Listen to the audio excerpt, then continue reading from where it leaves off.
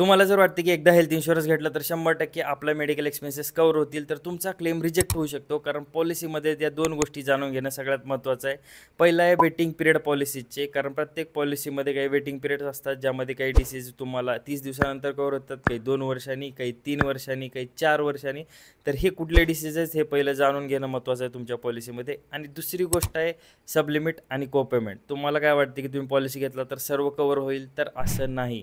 पॉलिसीजमध्ये काही स्पेसिफिक आजारावरती तुम्हाला कोपेमेंट असतात, जिथं 1 लाख रुपये 2 लाख रुपयेपर्यंतचाच कवर कंपनी देते, त्यावरच्या गोष्टी तुम्हाला कवर देत नाही.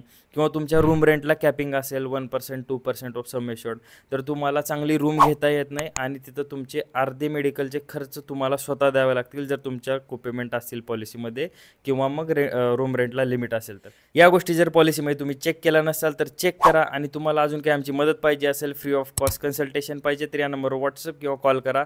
आम्ही एक चांगला हेल्थ इन्शुरन्स आणि क्लेम सपोर्ट तुम्हाला प्रोव्हाइड करू. थँक्यू.